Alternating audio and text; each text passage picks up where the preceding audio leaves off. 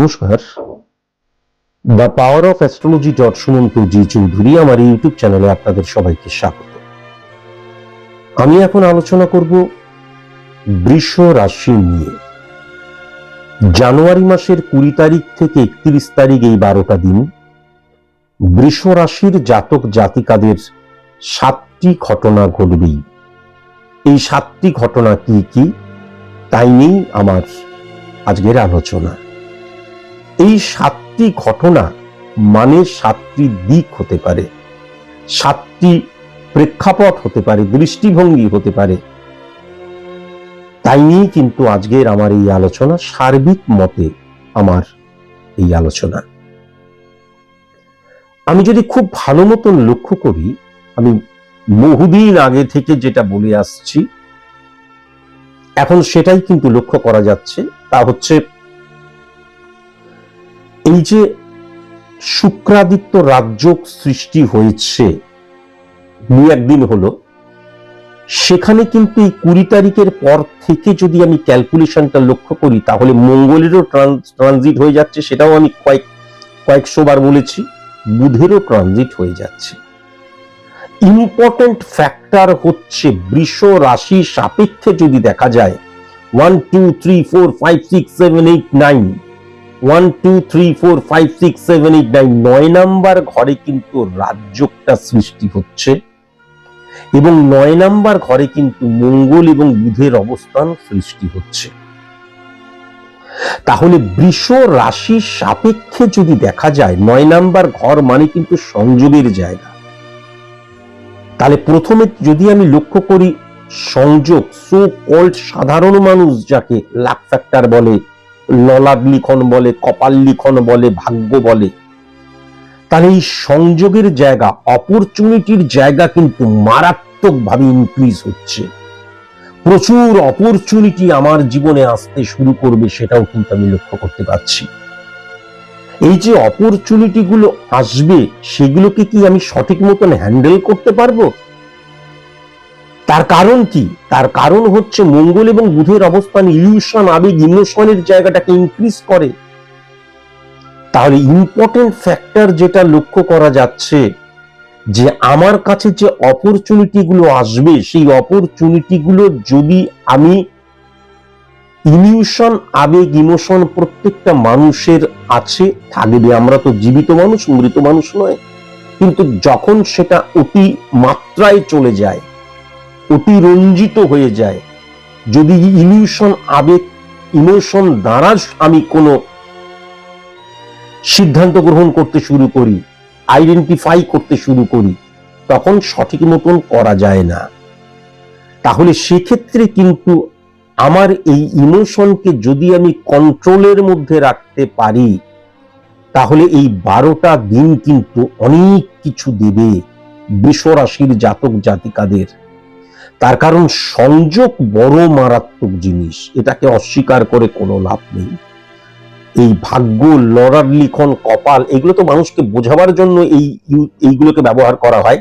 এইগুলো অ্যাকচুয়ালি আমি এগুলোকে ঠিক বিশ্বাস করি না, কিন্তু সংযোগ বড় মারাত্মক জিনিস। তাহলে সংযোগের জায়গাটা কিন্তু ইনক্রিজ করছে বৃষ রাশির জাতক জাতিকাদের ক্ষেত্রে।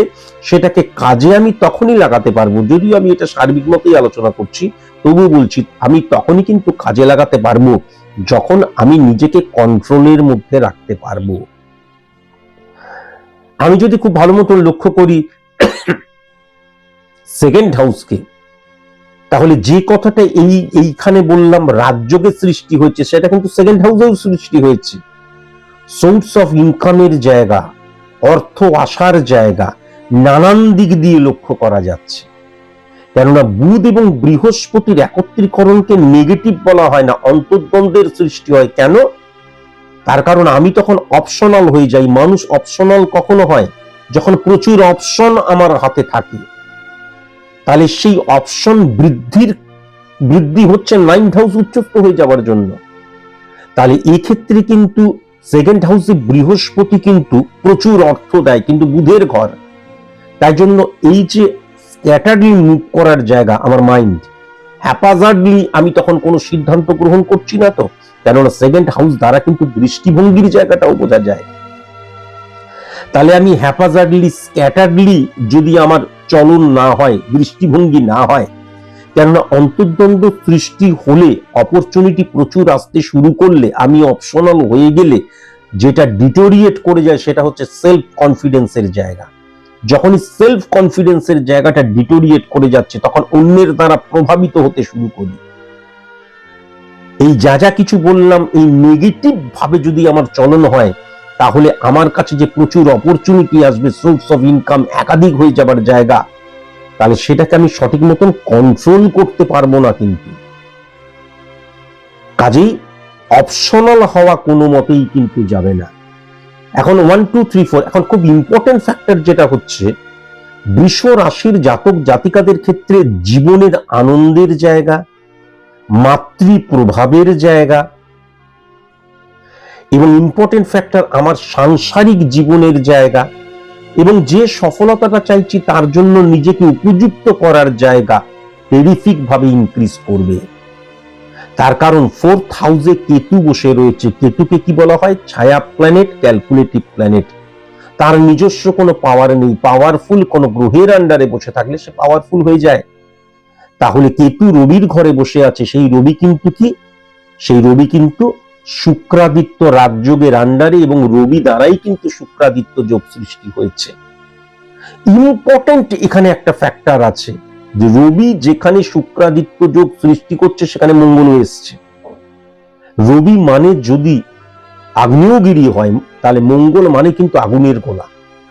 তাহলে আগ্নেয়গিরির সামনে আগুনের গোলার কোনো অস্তিত্বই নেই। তাহলে মঙ্গলকে যখন রবি স্ম্যাশ করে দেয় তখন রবি মানে এই যে আমিত্বটা ইনক্রিজ করতে শুরু করে। তাহলে এখানেও কোথা থেকে সাবধান হতে হবে? 4th হাউস মানে জীবনের আনন্দের কথা বললাম, মাতৃপ্রভাবের কথা বললাম, সাংসারিক জীবনের কথা বললাম। এই প্রত্যেকটি ক্ষেত্রে একটা জিনিস মাথায় রাখার প্রয়োজন আছে, কেননা মঙ্গল এবং বুধ ইলিউশন, আবেগ, ইমোশন, এর দ্বারা আমি যেন আমার আমিত্বের বেশি জাহির না করি। আমিত্বের জাহির সবসময় কিন্তু আইডেন্টিটি ক্রাইসিস সৃষ্টি করে। আমি যেটা করছি সেটাই ঠিক, আমি যেটা ঠিক মনে করছি সেটাই ঠিক, আমি যেমনটি চাইবো পৃথিবীতে সবাই যেন সেরকমই কাজ করে। আমার সংসারে প্রত্যেকটা মানুষ মাংস খাবে না আমি যদি মাংস না খাই, মাছে আষ্টে গন্ধ আমি খাবো না, কেউ খাবে না। এই যে টেন্ডেন্সি, আমার মতন করে সবকিছু করতে হবে এবং ইগো প্রবলেম খুব চটজলদি দেখা যায় ইগোতে লেগে গেল। ইগো প্রবলেম যখনই আইডেন্টিটি ক্রাইসিস এবং ইগো প্রবলেম সৃষ্টি হয় তখন আমি অ্যাডজাস্ট করতে পারি না, তখন আমি কম্প্রোমাইজ করতে পারি না, তখন আমি স্যাক্রিফাইস করতে পারি না। তাই জন্য এই জায়গা থেকেও কিন্তু ভেরি ভেরি কসাস এবং কনসাস। যদি এই জায়গাটাকে আমি অফ করে দিতে পারি, যদি প্রয়োজনে অ্যাডজাস্ট করতে পারি, কম্প্রোমাইজ করতে পারি, স্যাক্রিফাইস করতে পারি, তাহলে সংসারটা সুখের সংসার হয়ে উঠবে। এটা লিখে দেওয়া যায়। কেননা রবি উচ্চস্থ যখন, কেতু মানে স্যাটিসফ্যাকশনের কারকতা, তাহলে 4th হাউস থেকে স্যাটিসফ্যাকশন, স্যাটিসফাই হওয়ার জায়গাটা কিন্তু মারাত্মকভাবে লক্ষ্য করা যাচ্ছে। আবার যদি লক্ষ্য করা যায় তেমন একটার সাথে আরেকটা যুক্ত। 5 নাম্বার ঘর মানে হচ্ছে সফলতার ক্ষেত্র বলা হয়। তাহলে 5 নাম্বার ঘরের অধিপতি গ্রহ শনির ঘরে বসে আছে। ডেফিনিট ভাবে সফল হবে, কিন্তু সেটাকে হ্যান্ডেল করতে পারবো কি, সেটাকে ইনক্রিজ করতে পারবো কি? মঙ্গল এবং বুধের অবস্থান, ইলিউশন, আবেগ, ইমোশন দ্বারা যদি আমি চালিত পরিচালিত হই তাহলে সফল হলাম, ওই জায়গায় থেকে গেলাম, আস্তে আস্তে আবার ডিক্রিজ হয়ে গেল। কিন্তু যদি আমি ইলিউশন, আবেগ, ইমোশনকে কন্ট্রোল করতে পারি তাহলে শুক্রের অবস্থান, শুক্র মানে কি? লাক্সারিয়াস লাইফ লিড করা। লাক্সারিয়াস লাইফ লিড করা মানে কি? আমাদের মতন সাধারণ নিম্ন মধ্যবিত্ত মানুষের লাক্সারিয়াস লাইফ লিড করা মানে আমরা যে অড সিচুয়েশনের মধ্যে দিয়ে যাচ্ছি সেটাকে ওভারকাম করা।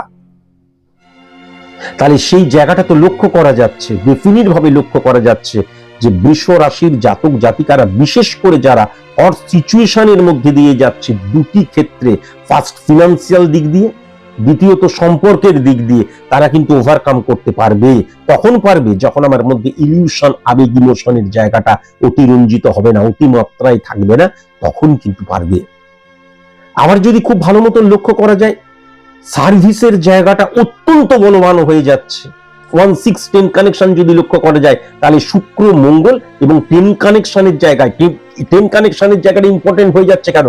চন্দ্র এবং রাহুর অবস্থান যখন সৃষ্টি হচ্ছে তখন আমি সঠিক মতন সিদ্ধান্ত গ্রহণ কিন্তু করতে নাও পারি, তখন আমার মধ্যে সেম জিনিস আমি যদি দেখি, তাহলে তিনটে ক্ষেত্রে কিন্তু এই ইলিউশন আবেগ ইমোশনের জায়গাটা সৃষ্টি হচ্ছে। চন্দ্র এবং রাহুও কিন্তু ইলিউশন আবেগ ইমোশনের জায়গাটা নিয়ে চলে আসে। এখন বোঝার দরকার আছে ইলিউশন আবেগ ইমোশনের জায়গাটা সৃষ্টিটা কেন হচ্ছে। তার কারণ প্রচুর অপরচুনিটি আমার কাছে চলে আসছে, আমাকে এটাই করতে হবে, এটা ছাড়া অন্য কোনো পথ নেই, তখন আমি ওই কাজটাই করব এবং জি জান লাগিয়েই হয়তো করছি। কিন্তু এই কাজটা ছাড়াও এই কাজটা আছে, এই কাজটা ছাড়াও এই কাজটা আছে, এই কাজটা ছাড়াও ওই কাজটা আছে, তখনই আমি অপশনাল হয়ে যাচ্ছি। এই জায়গাটা কিন্তু লক্ষ্য করা যাচ্ছে। কেমন আবার যদি খুব ভালো মতন দেখা যায়, তাহলে আমি যদি দেখি 1 2 3 4 5 6 7 8 9 10 11 11 নম্বর ঘরটা যদি দেখা যায় শনির ক্ষেত্র কিন্তু, তাহলে মাথায় রাখার প্রয়োজন আছে আমার যতই লাক ফ্যাক্টর কাজ করুক, যতই সংযোগের জায়গাটা আসুক, যতই অপরচুনিটি আমার জীবনে আসুক না কেন, আমি যে কাজটা করব, success is the maximum utilisation of ability that you have, এই নিয়ে বোধহয় কয়েক লক্ষবার বলা হয়ে গেল। তাহলে আমি যদি 300% নিজেকে প্রস্তুত রেখে নিয়োজিত করি, 50% রেজাল্ট বা 80% রেজাল্ট আমি পাবই। কেননা শনি যখন 11th হাউসে থাকে, তখন আমি যে কর্মটা করছি সেই কর্ম অনুযায়ী কিন্তু আমি রেজাল্ট পাবো, সেখানে কোনো লাক ফ্যাক্টর কখনোই কিন্তু কাজ করবে না। কিন্তু মাথায় রাখার প্রয়োজন আছে যে শনি বৃহস্পতির ঘরে, বৃহস্পতি কিন্তু বুধের ঘরে, আর সেই বুধ কিন্তু শনির ঘরে, সেই শনি কিন্তু আবার বৃহস্পতির ঘরে। তাহলে বন্ধুত্বের জায়গাটা আমি একদম পজিটিভ লক্ষ্য করতে পারছি না। বা দেখা যাচ্ছে আত্মীয় স্বজন, বিশেষ করে দেখা যাচ্ছে মাস্তুতো, পিস্তুতো, জ্যাঠতুতো, কাকাতুতো, মামাতুতো ভেরি ভেরি কসাস এবং কনসাস ডেফিনিট ভাবে কিন্তু হওয়া প্রয়োজন। কেমন 1 2 3 4 5 5 নম্বর ঘর যদি লক্ষ্য করা যায়, তাহলে সন্তানের মানসিকতা, সন্তানের মধ্যেও কিন্তু ইলিউশন আবেগ ইমোশনের জায়গাটা মারাত্মক লক্ষ্য করা যাচ্ছে, স্ক্যাটারলি মুভ করার জায়গাটা লক্ষ্য করা যাচ্ছে। তার যেটা কাজ, সেই কাজ ছাড়া সে অন্য সবকিছু করার চেষ্টা করবে, কেননা 5 নম্বর ঘরের বুধ কিন্তু মঙ্গলের সাথে কানেকশন ক্রিয়েট করছে। সন্তানের জায়গাটা যে সন্তান যে নেগেটিভ তা নয়, কিন্তু সন্তানের ক্ষেত্রে ইলিউশন আবেগ ইমোশনের জায়গাটা মারাত্মকভাবে কিন্তু লক্ষ্য করা যাচ্ছে। যেমন এই জায়গাটা অবশ্যই মাথায় রাখার প্রয়োজন আছে।